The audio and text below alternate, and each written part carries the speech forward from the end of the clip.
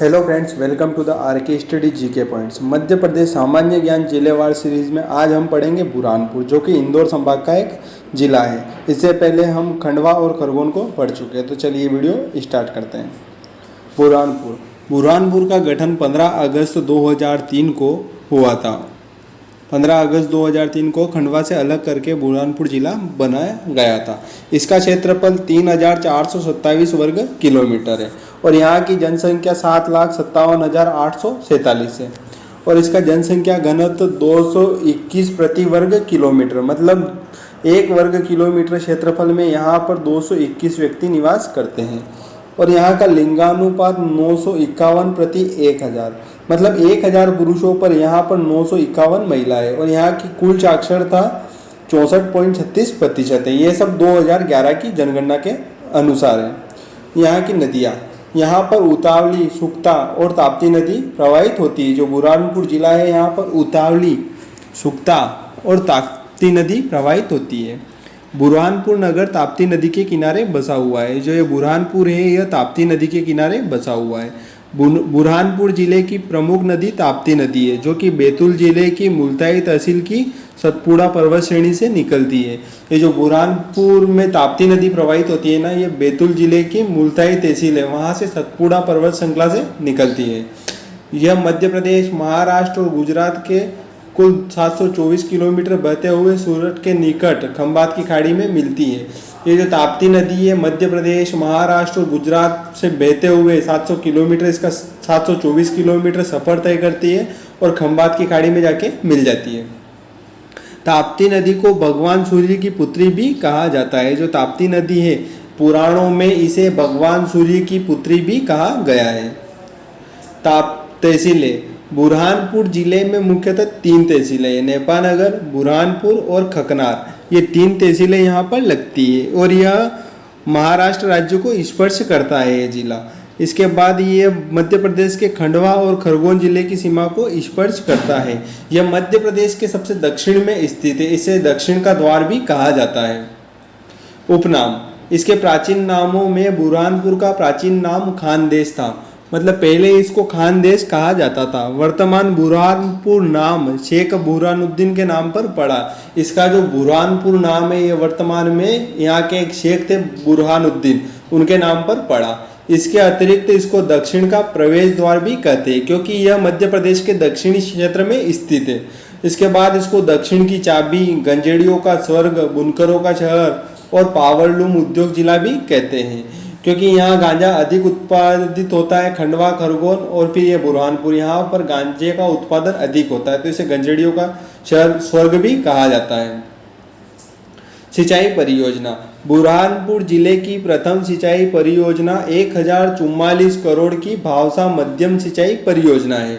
बुरहानपुर जिले की तहसील ग्राम, मतलब जो बुरहानपुर जिला है, इसकी तहसील बुरहानपुर के ग्राम भावसा के समीप अमरावती नदी पर निर्माण हेतु प्रशासकीय स्वीकृति इसको 2017 में दी गई है। भावसा मध्यम सिंचाई परियोजना को टेक्सटाइल इंडस्ट्री हेतु प्रसिद्ध है बुरहानपुर। जो बुरहानपुर है, ये टेक्सटाइल इंडस्ट्री हेतु प्रसिद्ध है और यह ताप्ती सूती कपड़ा मिल यहीं पर है। बुरहानपुर में ताप्ती सूती कपड़ा मिल है। प्रदेश में पहली सूती कपड़ों की मिल 1906 में खुली थी, जो कि असफल रही थी। नेपानगर नेशनल न्यूज़ प्रिंट एवं पेपर मिल, ये भी बुरहानपुर में ही स्थित है। नेपानगर भारत में अखबारी कागज बनाने वाली अग्रणी कंपनी है। जो नेपा है, यह भारत में कागज बनाने वाली अग्रणी कंपनी है।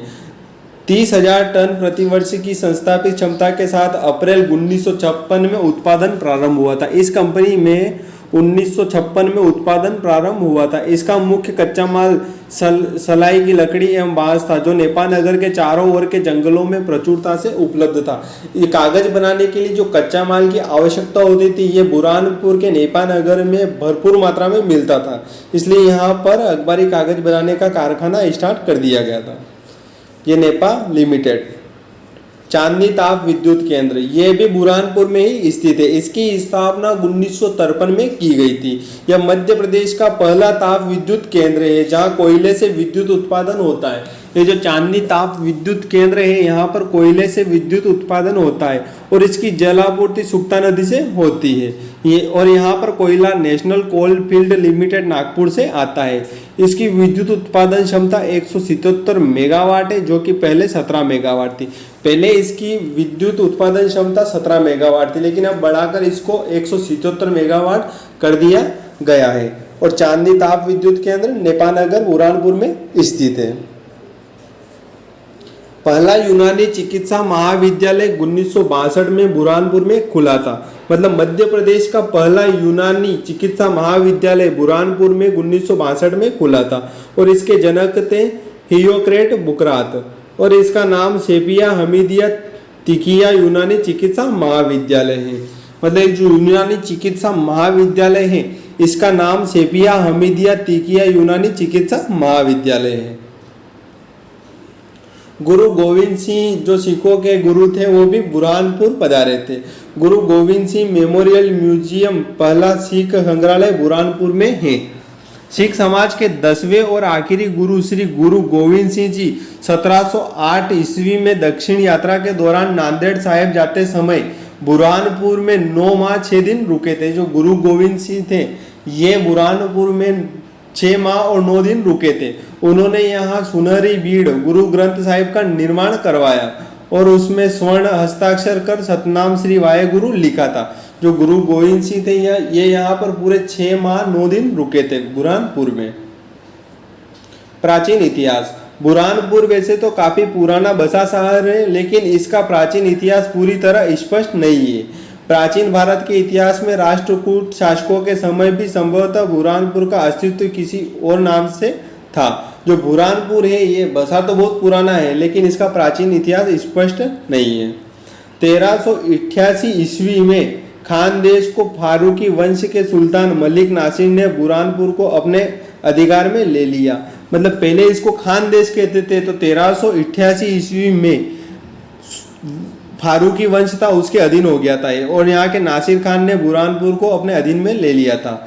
और प्रसिद्ध सूफी संत बुरहानुद्दीन के नाम पर इसका नामकरण किया। उन्होंने ही प्रसिद्ध सूफी संत थे बुरहानुद्दीन, उनके नाम पर इनका नामकरण बुरहानपुर कर दिया।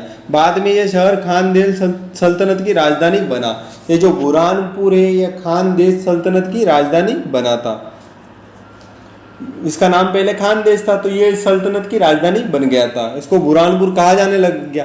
कालांतर में इसी वंश के मीरन आदिल खान द्वितीय ने यहाँ एक किले और कुछ महलों का निर्माण करवाया। इस सुल्तान के शासनकाल में बुरहानपुर एक व्यापारिक केंद्र के रूप में स्थापित हुआ। इस वंश के जो मीरन आदिल खान थे, इनके समय में ही बुरहानपुर व्यापारिक केंद्र के रूप में स्थापित हुआ था। 1601 में मुगल शासक अकबर ने खानदेश सल्तनत पर अधिकार कर लिया। बुरहानपुर के शाही महल में 1631 में ईस्वी में 14वीं संतान के जन्म देते समय मुगल बादशाह शाहजहां की बेगम मुमताज महल की मृत्यु हो गई थी। ये जो बुरहानपुर है ना, यहीं पे मुमताज की मृत्यु हो गई थी 14 बच्चे को जन्म देते हुए। ऐसा माना जाता है कि मुमताज महल के शरीर को 6 महीने तक बुरहानपुर में ही सुरक्षित रखा गया और उसके बाद आगरा ले जाया गया था। इनकी मृत्यु के बाद इनके शरीर को यहीं दफना दिया गया था। 6 महीने बाद इसको आगरा ले जाया गया था। 1601 में असीरगढ़ अकबर की अंतिम विजय थी। जो अकबर की दक्षिण अंतिम विजय असीरगढ़ी थी। मराठों ने बुरहानपुर को अनेक बार लूटा और बाद में इस प्रांत से चोट वसूल करने का अधिकार भी मुगल सम्राट से प्राप्त कर लिया था।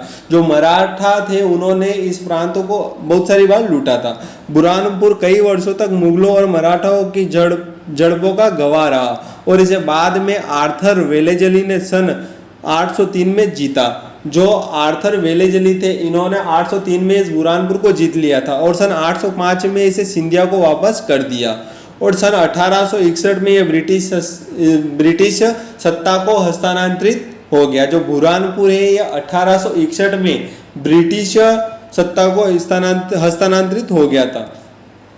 बुरहानपुर के पर्यटन स्थल। महल गुलारा। यह जो महल गुलारा है, यह बुरहानपुर से 21 किलोमीटर की दूरी पर है। जब शाहजहां अपने पिता जहांगीर के कार्यकाल में शहर बुरहानपुर आया, तब उसे गुलारा नाम की गायिका से प्रेम हो गया था। यहाँ पर एक गायिका रहती थी गुलारा नाम की, उससे शाहजहां को प्रेम हो गया था और उससे विवाह कर उसे अपनी बेगम बनाया और उसे गुलारा की उपाधि प्रदान की।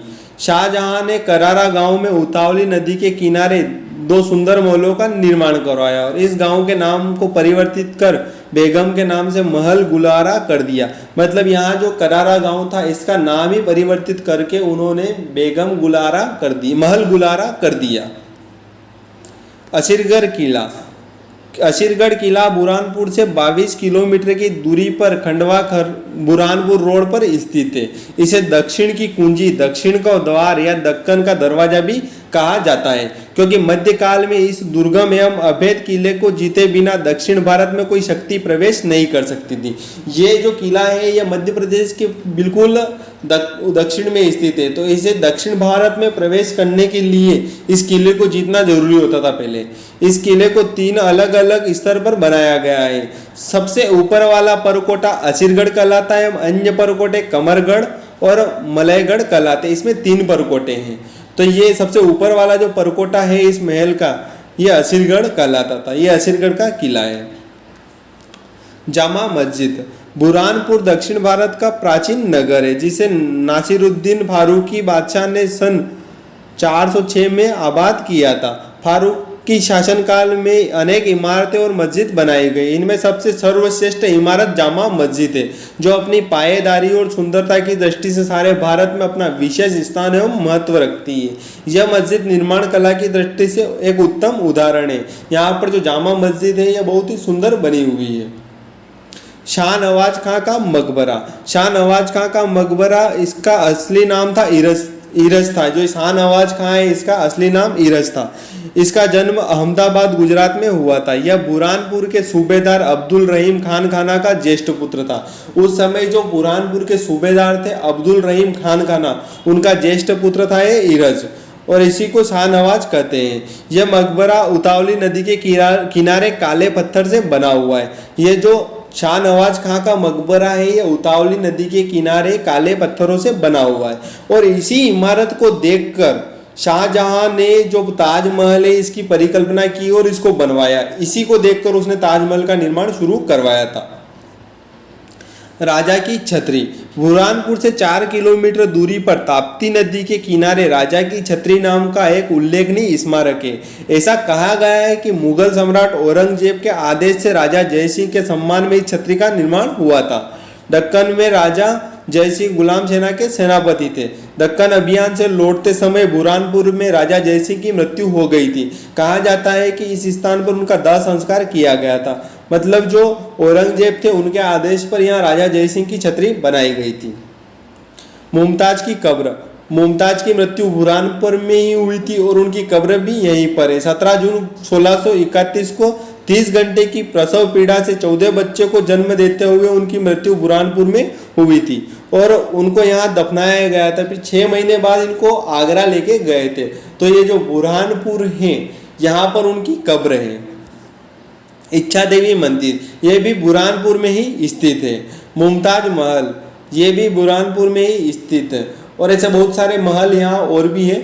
Thanks for watching my video. अगर वीडियो अच्छा लगा तो वीडियो को लाइक करें, चैनल को सब्सक्राइब करें। Thank you.